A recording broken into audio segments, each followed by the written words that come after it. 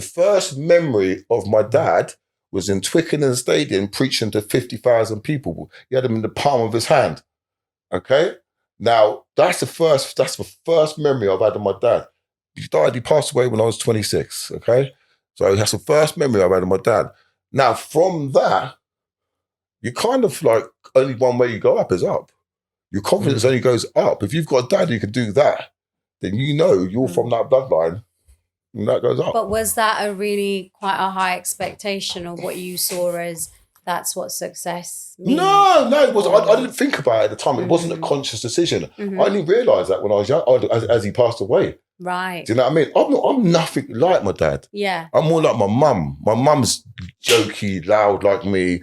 Sit there and you have a laugh at her. She loves it. If I rip her, she'll be laughing at herself. I go, oh, Mark, I say she's been on a diet for 40 years. She goes, Mark, been on a diet for 40 years, I can't stop eating chocolate. That's why, do you know what I mean? Or something like that. So we have a laugh. And that's how, but my dad was quite a quiet guy. He didn't have the deep voice. He had quite a softly spoken voice. But he gained respect from just his aura. You know, he'd come into the room and he wasn't an alpha male. He wasn't an alpha male. He was a helper. He wasn't if I'll be honest with you, me and him didn't really talk much when we was younger. I just knew his presence, you know. And for me, I think that's an old school kind of parenting. It's like, he would come home. Were you scared of him? I thought, oh yeah. But I was taller than him from when I was 13. All right? But I knew, I was at school and I'm not being a big-headed, but I was the hardest in my year and the hardest in the year above. So, and then eventually I was going around every school in Southampton trying to fight everybody for my age, to be the hardest for my age in Southampton. So I was a fighter, do you know what I mean? But when my dad come into the room, who was a softly spoken guy, I'd go, Yeah. Like my mum would say, listen, I'm not listening. Like, I was old school discipline, old school Jamaican family, both Jamaican family. So when I was naughty, and I was naughty every day, all right? I was naughty every day. I was bad every day. My sister's 22 months older than me. I was saying earlier on, right, 22 months older than me. She never got no discipline because she was good. Me, I got beatings every day, right? Controlled beatings every day, you know, right? Now, my mum would say to me, oh, listen, this time I ain't going to bother. I'm going to wait for your dad to get home. I was like, Mummy, please beat me. Please beat. Do you know what I mean? But I was naughty. Yeah, I had the same thing. Like, my dad would come home. I ain't even done nothing and I'm shook. Yeah. I ain't even done nothing. Hear that gate open, boy.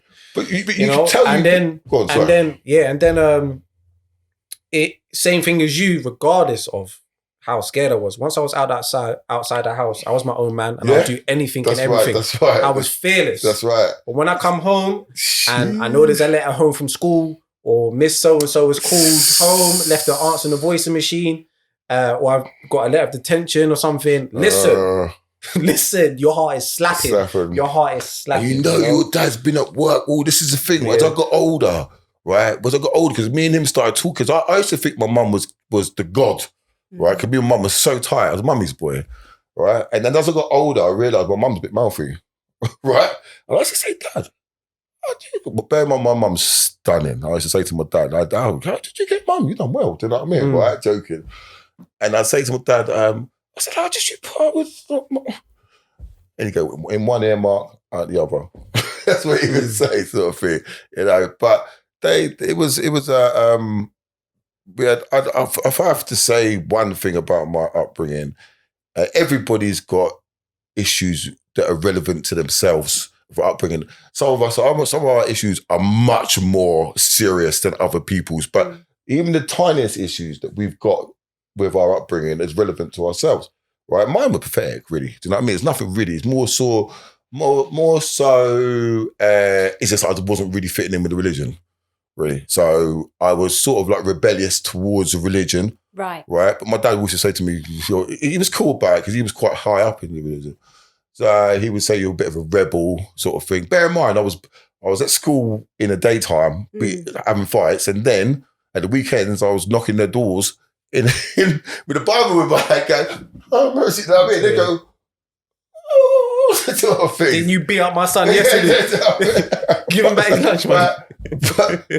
But you know, do you think that caused like maybe a split within yourself where you're just I was kind of embarrassed. releasing. No, I was embarrassed. I was embarrassed. that's a way to. No, I was embarrassed. I was embarrassed because I was meant to be the bad boy at school. Yes. And then when I was coming there, I was sat there with my little, you have to be dressed up smart. There was no messing around. Little tie, little thing. And back in the day, flares on as well. You know what I mean?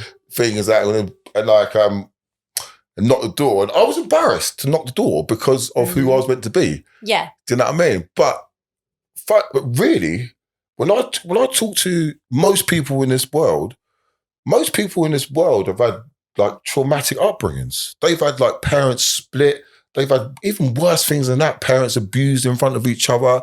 You know what I mean? Stepfathers coming in and doing things, all sorts of horrible things, or just taking over and pushing them out. I never heard my parents argue once. I mean, not once, one cross word. They hardly swore. My dad used to swear S-H-I-T.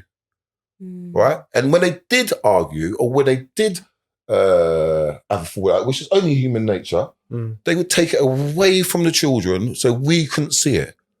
And that's what I believe in, And that's why I think that's where my confidence comes from, is from my upbringing, and also coming from not seeing my parents have conflict. Because obviously when you're younger, the most important people in your world are your parents, Do you not think that if a male is seeing the father in a religious setting and they're being respected, they're softly spoken, and then you're doing the opposite, do you think that you were maybe trying to get attention or approval maybe another way, or was that frustration with you getting into fights? It was just me. It's just me. I'm just pure. But where did that stem from? Did you ever question yourself? My granddad, my dad's dad, I was never really close to because I don't remember. He moved back to Jamaica, but I was born in Brixton, and we moved over to Palmer's Green with my great uncle. Right, my great uncle sounds exactly like me. My great uncle's loud, boomy, tall. His children are quite loud and boomy and tall.